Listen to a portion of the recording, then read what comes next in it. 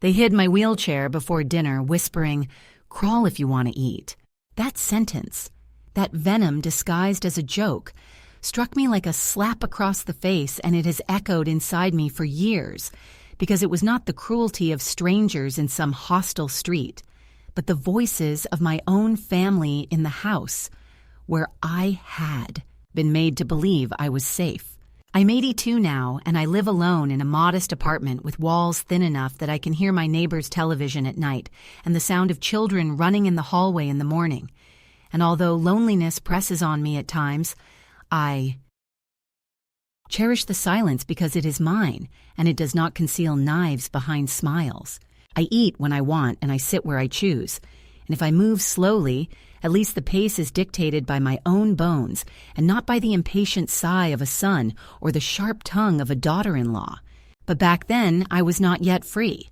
Back then, I was living under their roof, told I was lucky to be there, told I should be grateful for the food they placed in front of me, told in subtle and not so subtle ways that my existence was conditional, dependent on my obedience, my silence, and my willingness to shrink into the corners like a piece of furniture that had outlived its purpose, yet was too heavy to throw away without fuss.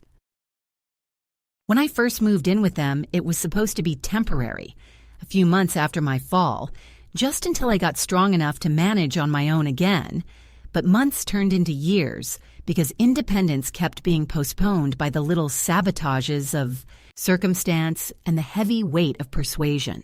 My son, who once as a boy clung to my skirts and begged me not to leave him alone in the dark, began to talk to me as if I were the child and he the parent, his tone full of exaggerated patience, clipped instructions, a voice that had forgotten, warmth.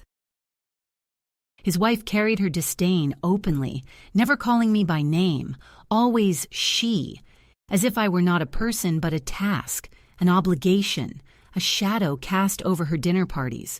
They said I was better off with them because I would not be safe alone, because the neighborhood where I had lived for 40 years was too dangerous for an old woman. Because what if I fell again? Because what if the bills confused me? Because what if I left the stove on?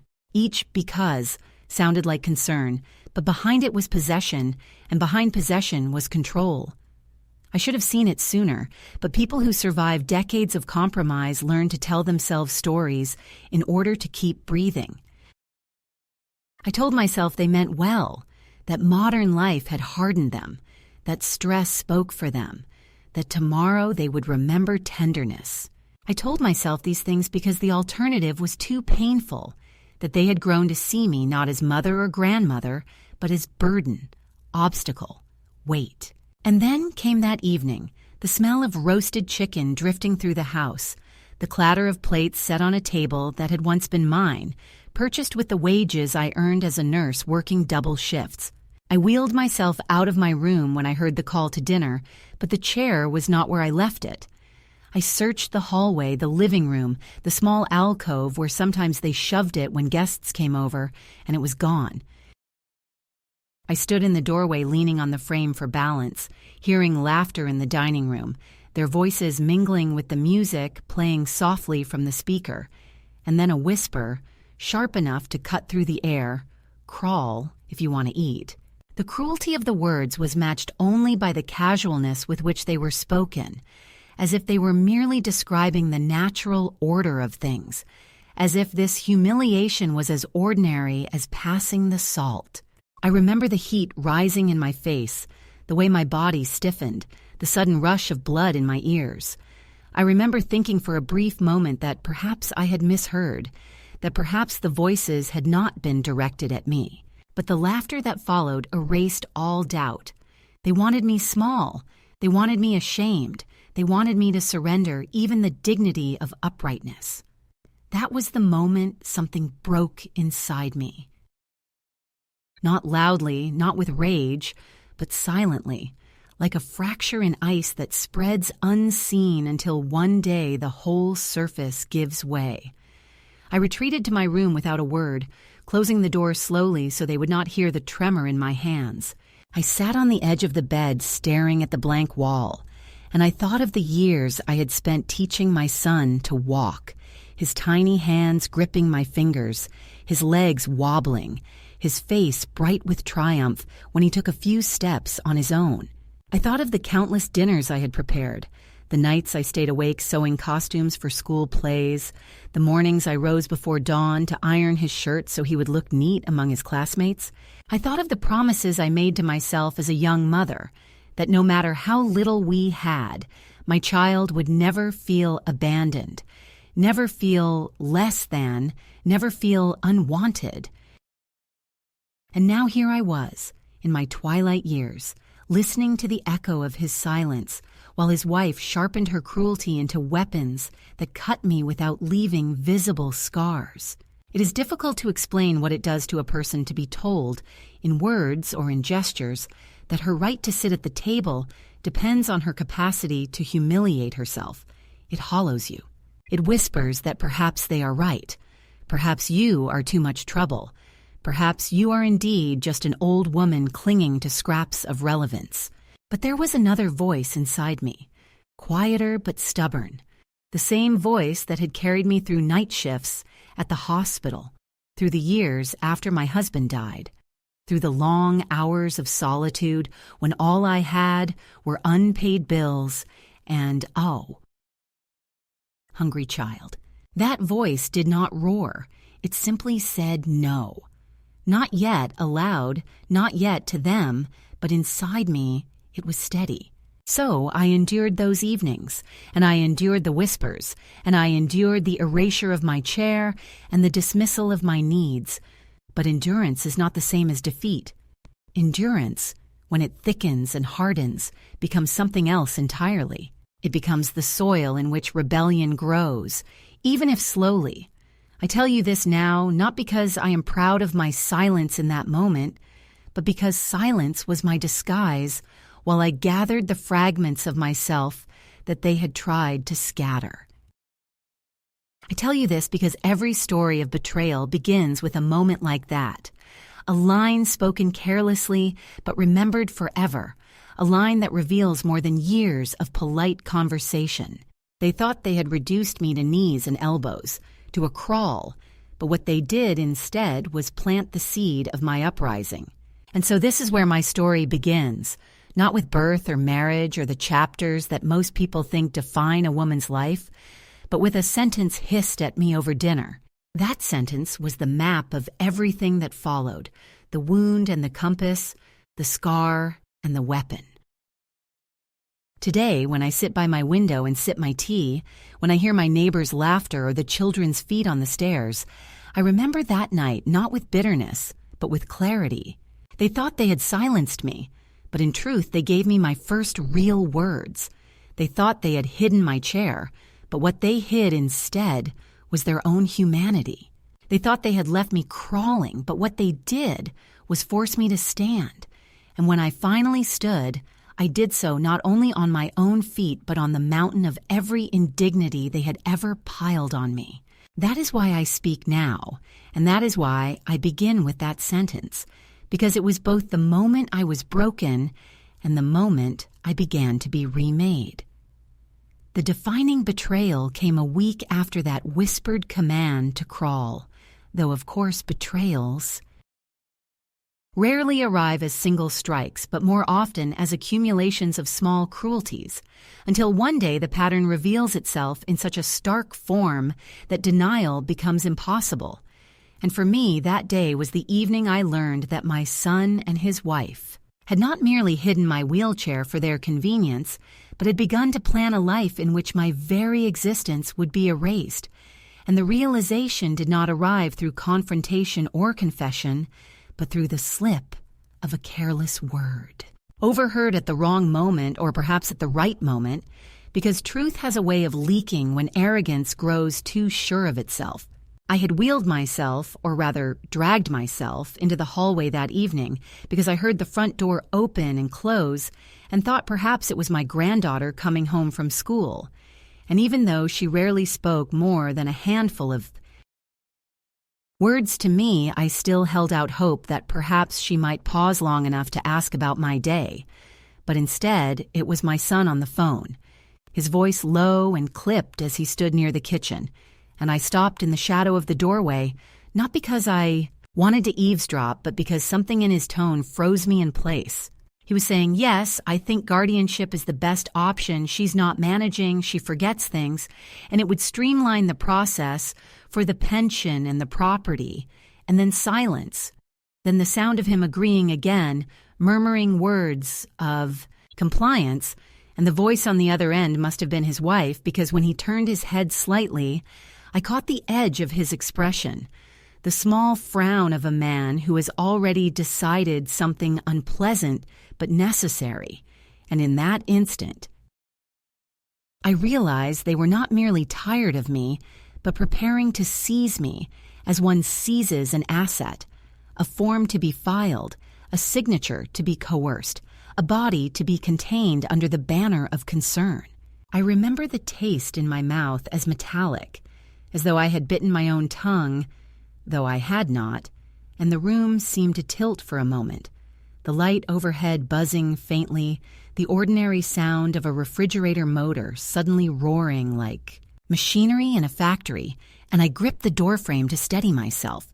They were speaking not of my well-being, but of my worth measured in currency, in pensions, in titles, in the square footage of a house that I had once helped them purchase by co-signing a loan when banks doubted their credit.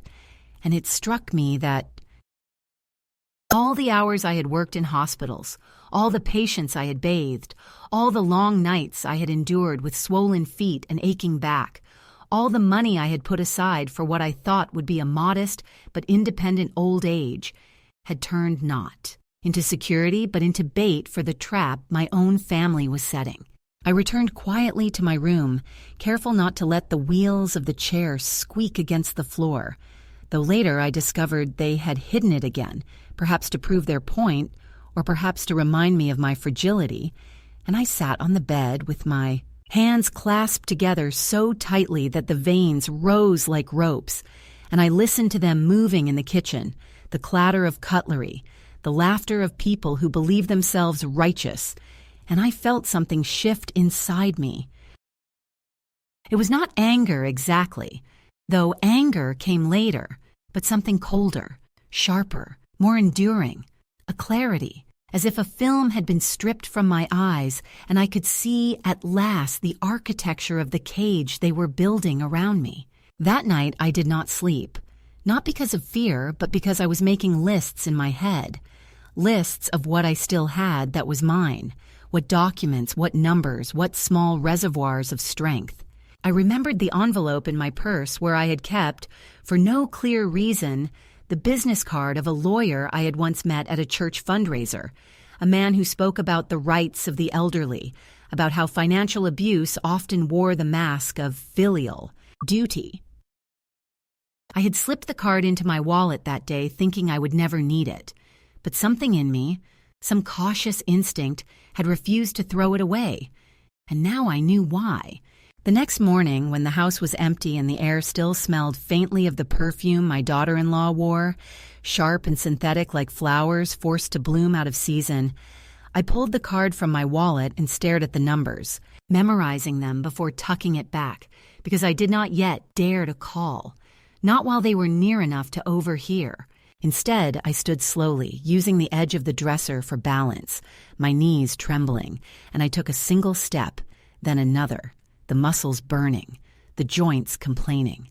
But I kept going until I reached the chair by the window.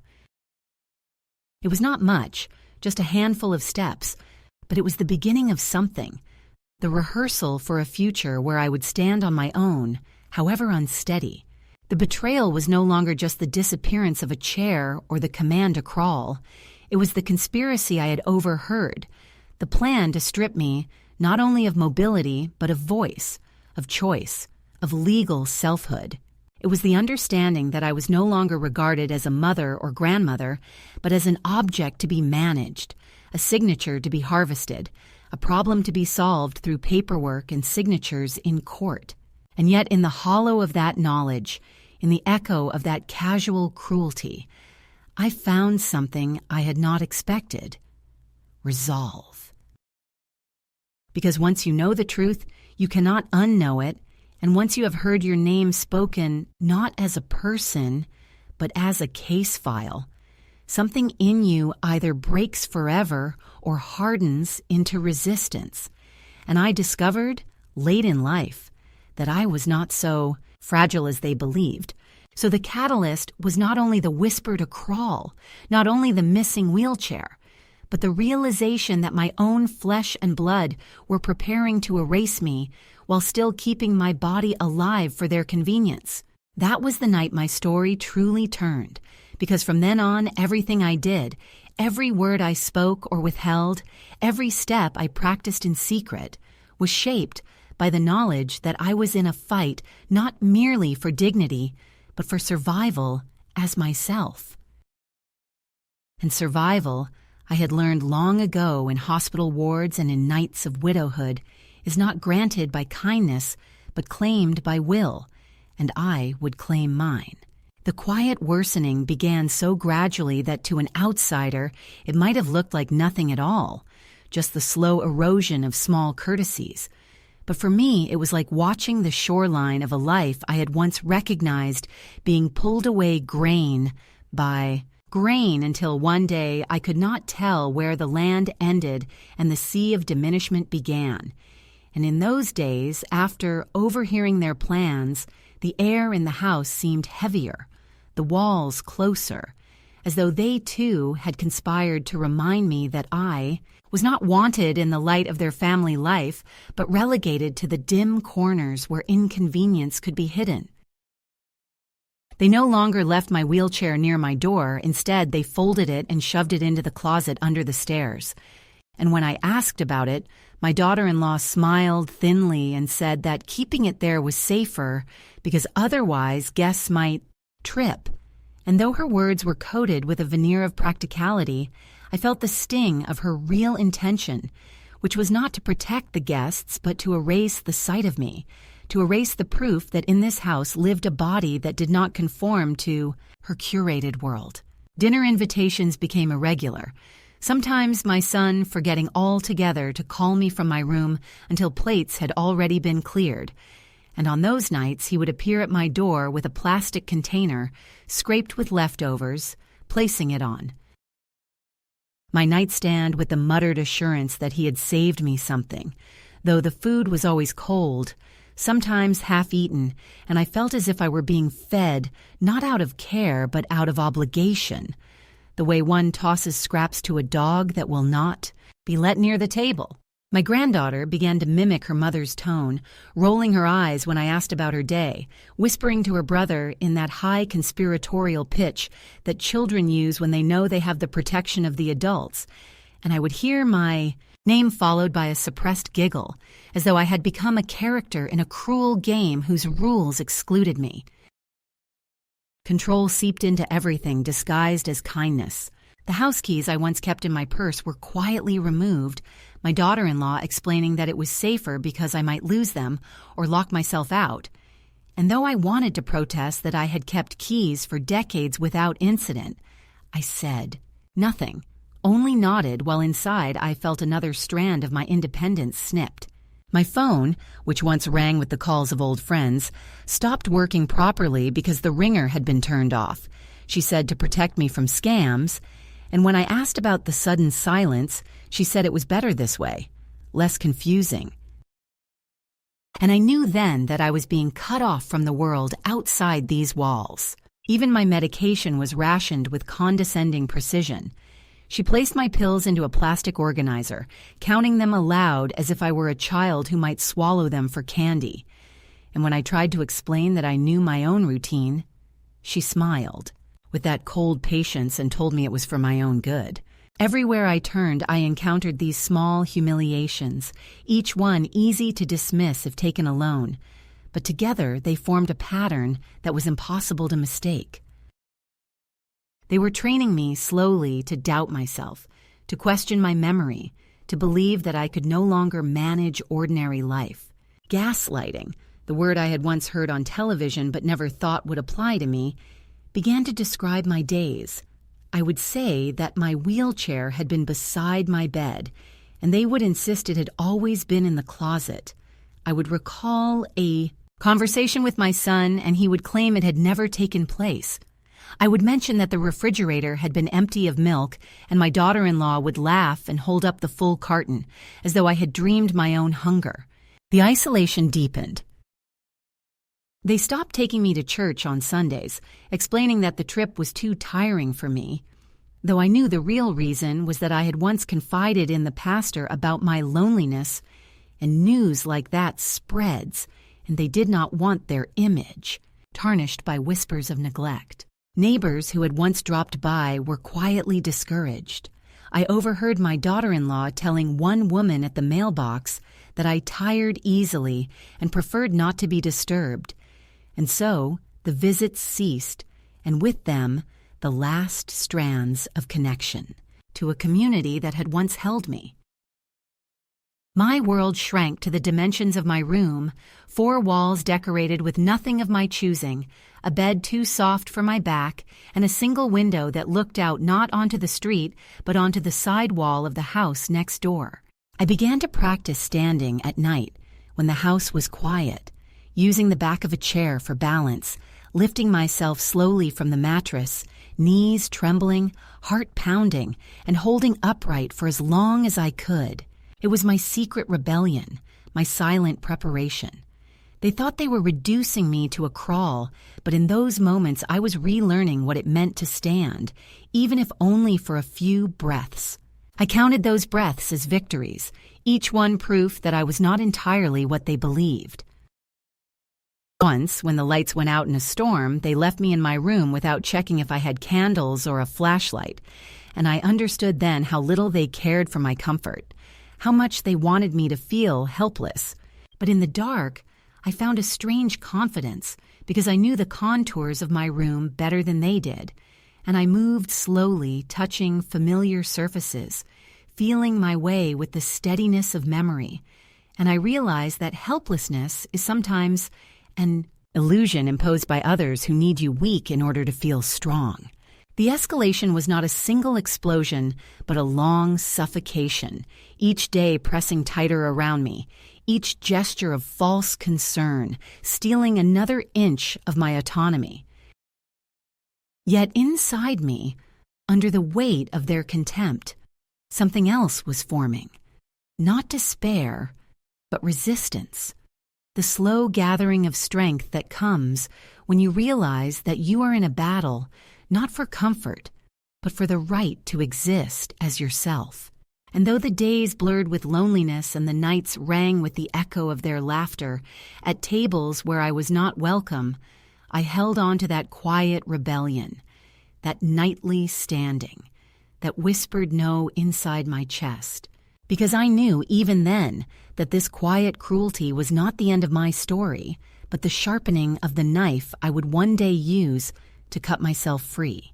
The shift began quietly, almost invisibly, as though it were not a decision at all, but a gradual turning of the soil beneath my feet, a movement so subtle that I only recognized it in hindsight, and it began on an afternoon when the house was empty.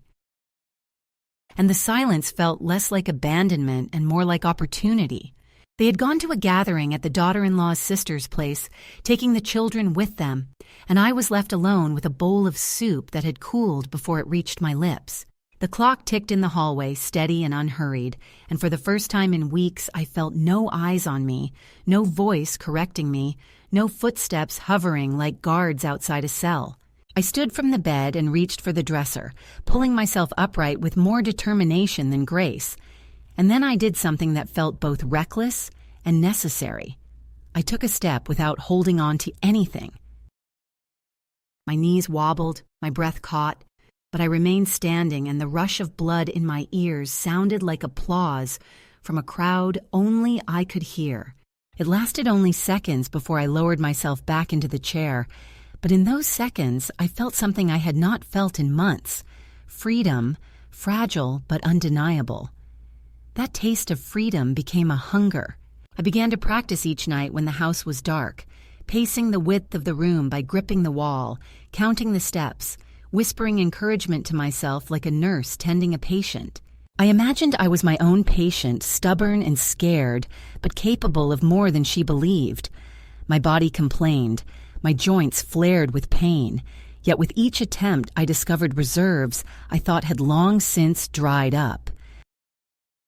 And with each night of practice, my confidence grew not only in my legs but in my mind, for standing even briefly on my own feet became a metaphor for standing against them, for standing against the suffocating narrative they had written for me. The true shift, though, came not from my body but from a piece of paper, a remnant of a life they did not control. While searching through my old handbag one afternoon, I found the card I had tucked away years ago, the business card of a lawyer who had once spoken at a church luncheon about protecting the elderly from financial exploitation. I remember keeping it without much thought, slipping it into my wallet out of habit more than foresight, but when I held it in my hands now, the edges worn soft, it felt like a lifeline stretched across time.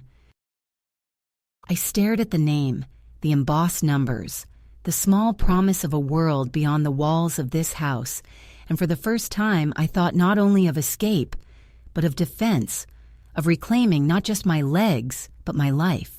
I did not call right away. Fear gnawed at me. Fear of being overheard, fear of being dismissed, fear of discovering that I was indeed too late to protect myself. But the idea had lodged inside me, and once planted, it could not be uprooted. I began to plan in small ways, hiding coins from the grocery change they occasionally allowed me to handle, tucking away bus schedules left in the mailbox, rehearsing in my head what I might say if I could reach that lawyer. My mind, dulled by months of humiliation, sparked alive again with strategies, with possibilities, with hope disguised as logistics. What made the shift undeniable, though, was the day I overheard them once more. They were in the kitchen with the door half closed, speaking in low voices about selling my old house, the one that had stood empty since my move into their guest room. My son's voice was hesitant, but pliant.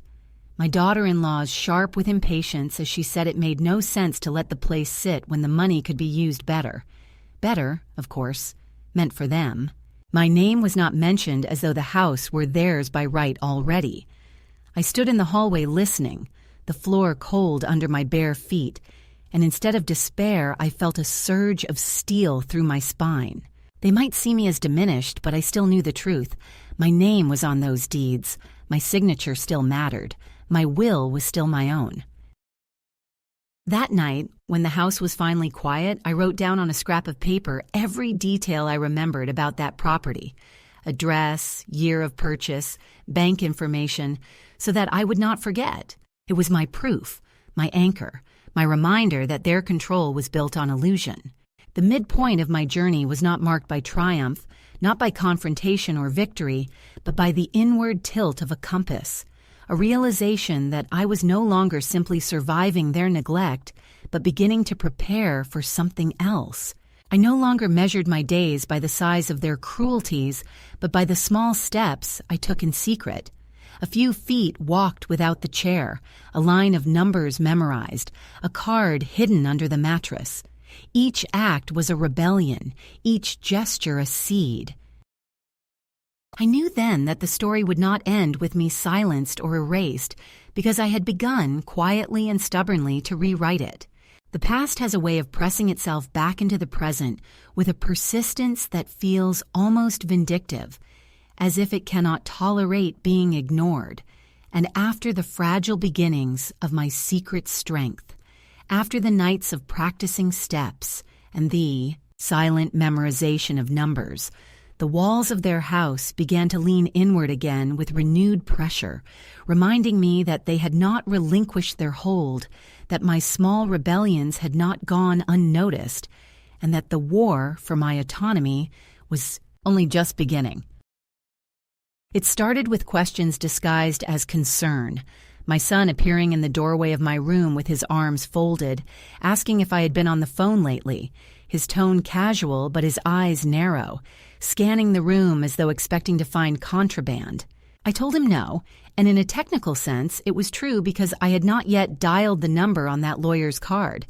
But my hesitation must have betrayed me because he lingered, his gaze catching on the purse at my bedside, and he said, "Almost 2," softly that sometimes older people got confused and gave out information to strangers, and that could be dangerous.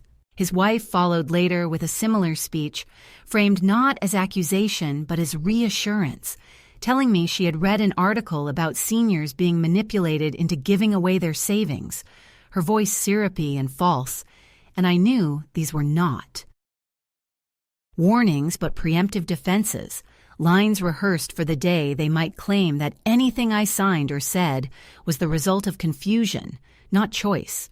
The pressure thickened when they began to manage even my silences. One evening, after dinner had been finished without my presence, I found my chair missing once more, and when I asked about it, my daughter-in-law's lips curled into a thin smile as she said it had been taken for repair, though I had never seen a repairman in the house. I realized then that they wanted me not only physically still but psychologically stilled, deprived of even the illusion of mobility, so that when the time came to march me into court as evidence of their guardianship claim, I would appear as diminished as they had painted me. I was expected to perform helplessness, to play the role they had written, and every withheld chair, every locked door, every rationed pill was rehearsal for that performance. The most brutal night came when they deliberately left me in darkness. A storm had knocked out the power, and I sat in my room waiting for them to bring a candle or a flashlight, but none came. Through the crack of the door, I saw the flicker of light in the dining room where they sat together, their own needs met, their comfort assured, while I remained cloaked in shadow.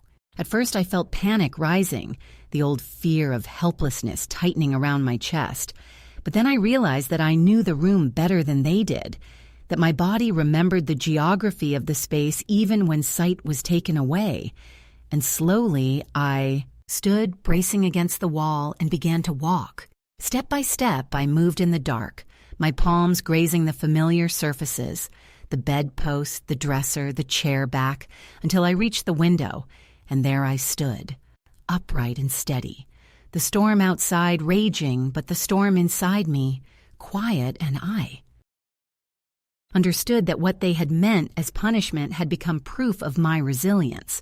When they finally returned, pretending to check on me with theatrical concern, I was already seated again, calm, my face a mask that hid the small flame burning within. But even as I gained strength in secret, their tactics escalated. I discovered one morning that some of my documents were missing from the drawer where I had kept them. My old bank statements, the copy of the deed to the house I still legally owned, small scraps of paper with account numbers. When I asked about them, my son shrugged, said perhaps I had misplaced them, and I felt the sting of their strategy, which was not only to take but to convince me that I had lost, that my memory was failing, that my grip on reality was slipping. They wanted the court to see me as unstable, unreliable, incapable. I sat on my bed after he left, my hands trembling not from age but from fury, and I promised myself that whatever else they stripped away, I would not let them strip away my clarity. The second escalation reached its peak the day they raised their voices. Until then, their cruelty had been quiet, disguised under manners. But that day, it burst through. I had asked cautiously if I might go to church again, if only to sit in the back pew, and my daughter-in-law snapped, her voice sharp, saying that I was ungrateful, that after everything they did for me, I still wanted more, that I should be thankful I was not in some facility where no one would care whether I came to dinner or not. My son stood behind her, silent as always, his silence the heaviest weight in the room, and I looked at him, searching for some flicker of the boy I had raised, the boy who once held my hand so tightly crossing the street. But there was nothing in his face but a blank fatigue, as though compassion had been emptied from him long ago. It was in that moment, hearing her spit the word facility like a threat, that I understood they were testing me, pressing me harder to see if I would crack, to see if I would collapse into the role they had designed. I did not collapse. Instead, that night, while they slept, I opened the drawer where I kept the lawyer's card, and I dialed the number from memory on the old cordless phone I had hidden under my bed. My voice shook as I spoke, telling the secretary who I was, asking for an appointment, whispering because the walls felt alive with ears. But I did it. And when I hung up, I sat for a long time in the dark, my hands pressed together like in prayer. The appointment was set for the following week, and I knew I would need strength to reach it. But I also knew I could no longer delay. The past had come roaring into the present, threatening to erase me, but in answering that call, I had turned the tide. In the days that followed, the pressure did not lessen. They grew suspicious of my silences, suspicious of the way I looked at them, suspicious of the faint steadiness returning to my walk. My daughter-in-law muttered about paranoia, about how stress could affect judgment, and I realized she was rehearsing lines for the judge, building the case that I was no longer capable. My son avoided my eyes altogether, retreating into paperwork and long hours at the office. But I knew he was complicit in every decision, every erasure. I moved through those days like an actress learning lines for a role she will never perform, smiling when expected, nodding when required, but inside rehearsing another script, the one I would speak when the time finally came to stand in front of those who held power over my fate. And so the second escalation, though brutal, became also a crucible. The more they pressed, the harder I became. The more they tried to erase, the clearer I saw myself. The more they silenced me, the more words I gathered in secret, storing them for the day I would unleash them, not in anger, but in truth. They thought they were closing in around me, but what they were really doing was forging me into someone they would no longer recognize, someone who could not be pushed into a corner, someone who would stand even if it broke every bone to do so. The past they tried to trap me in, of dependence, of silence, of crawling, was the very force that pushed me forward into a future where I would finally be my own. The day of the hearing arrived with the kind of heavy stillness that settles before a storm, a silence that is not peace, but the coiled anticipation of something about to break. And as I prepared myself that morning, buttoning a blouse whose fabric felt stiff against my fingers, I thought of all the nights I had stood in the dark rehearsing steps, all the whispers I had endured, all the humiliations I had swallowed like bitter medicine, and I told myself that every cruelty had been nothing more than the sharpening of my blade, that I had been tempered in fire and was ready now to strike. They expected me to enter that courtroom small and diminished, a trembling shadow in a wheelchair, the performance of helplessness that they had cultivated with such care, but I had decided otherwise. I had decided that if they wanted to put me on display, I would give them a spectacle they would never forget.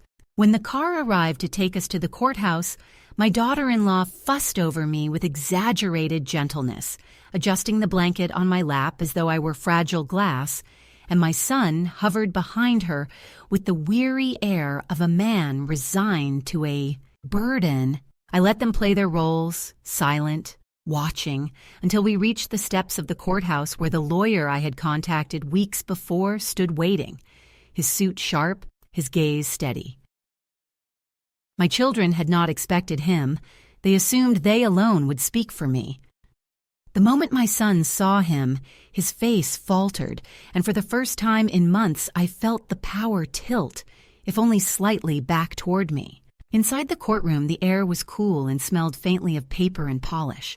I was seated at first in the chair they provided, the wheelchair they had insisted on bringing to complete the picture of frailty. But when the judge called my name, I rose. Slowly, carefully gripping the cane I had practiced with each night, I stood.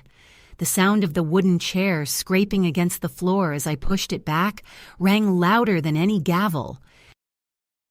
Gasps murmured through the room, even the judge pausing to watch, and my daughter-in-law's hand flew to her mouth in disbelief, while my son stared as though seeing a ghost. I took a few steps forward, unsteady but upright, and in those steps I felt the weight of every humiliation I had endured lifting from me, replaced by something fierce and unyielding. The lawyer spoke first, laying out the case of coercion, of whispered commands, of missing documents, but when the time came for me to testify, I asked to speak directly. My voice at first quivered, not from fear, but from the enormity of the moment, and then it steadied, growing clearer with each word. I told the court about the night they hid my wheelchair and whispered, "Crawl if you want to eat," how the words had sliced into me deeper than any wound, how the laughter that followed had hollowed me out. I described the dinners I was excluded from, the documents that vanished, the nights left in darkness, the pills counted out as though I were incapable of memory. I recounted the conversations overheard, the guardianship plans disguised as care, the erasure of my voice. The room grew quieter with each sentence, the judge leaning forward, the clerk's pen pausing over paper, even the lawyer for my son shifting uncomfortably in his seat. My daughter-in-law's face tightened, her painted lips pressed thin, and my son could not meet my eyes. I did not weep. I did not raise my voice. I did not beg. Instead, I spoke with a calm that cut sharper than rage, the calm of someone who has nothing left to lose but her dignity, and has decided it will not be surrendered. I told them I was not confused. I was not senile. I was not incapable.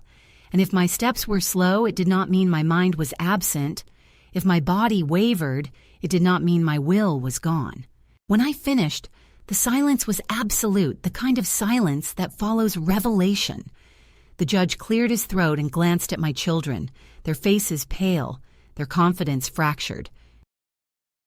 The lawyer beside me placed a hand lightly on my shoulder, a gesture of acknowledgement more than comfort, and in that touch I felt the affirmation that I had done what I came to do.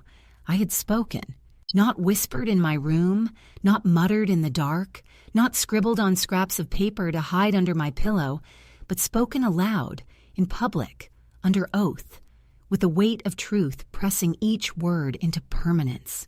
In that moment, I understood that whatever the outcome, I had already won, because they could never again pretend I was voiceless.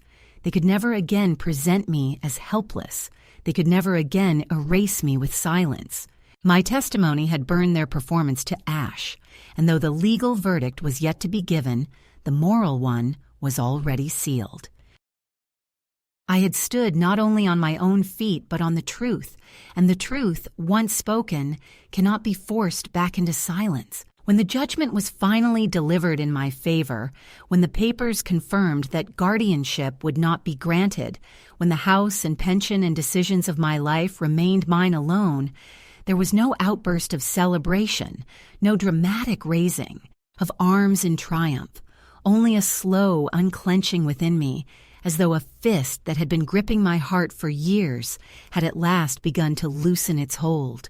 My son and his wife left the courtroom in silence, their faces gray with defeat, and I watched them go, not with vengeance, but with a kind of weary clarity, understanding that whatever bond had once held us together had been permanently severed, that no legal ruling could restore the trust that had been broken, that some fractures in love, once made, do not heal but calcify into distance.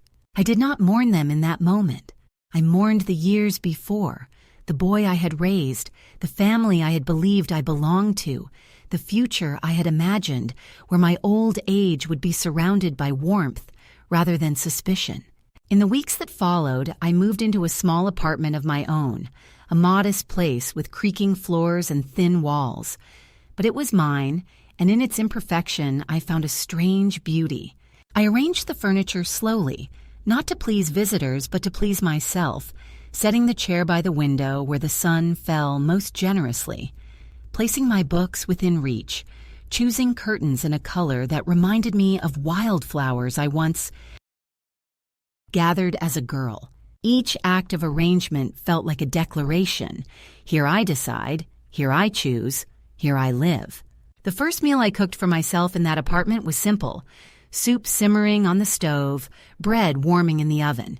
But when I sat at the table and lifted the spoon to my mouth, tears blurred my vision, not from sorrow, but from the overwhelming relief of eating without humiliation, of eating not as a tolerated presence, but as a rightful occupant of my own life. I learned to love small rituals again: morning tea in a chipped cup, steam curling into the quiet air, the sound of the radio murmuring news while I opened the window to let in the smell of rain, the evening light turning the buildings across the street to gold for a few fleeting minutes.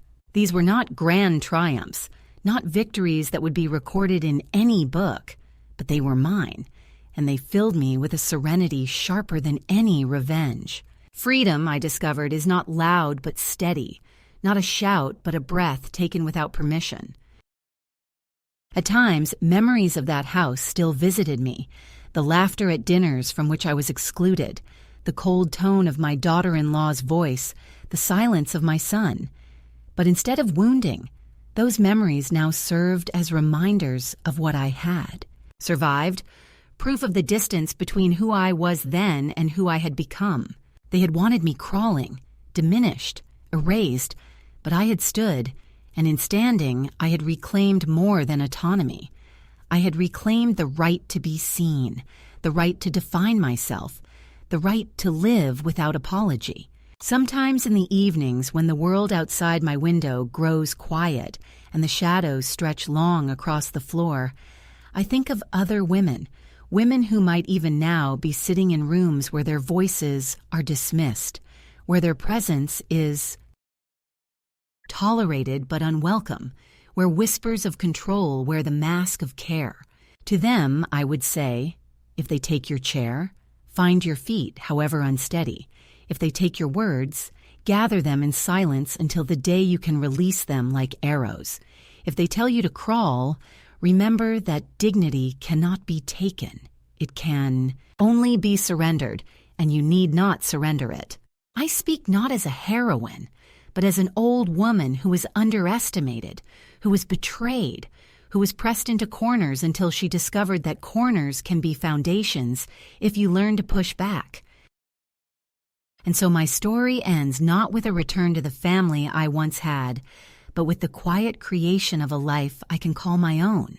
The apartment may be small, the nights at times lonely, the bodies slower than I would wish, but in each choice I make, in each step I take, there is the unshakable knowledge that I am no longer crawling toward a table where I am barely welcome, but standing at a table of my own, where no one whispers commands over me, where no one hides the chair that carries me, where the only voice that decides my worth is the one that has been inside me all along.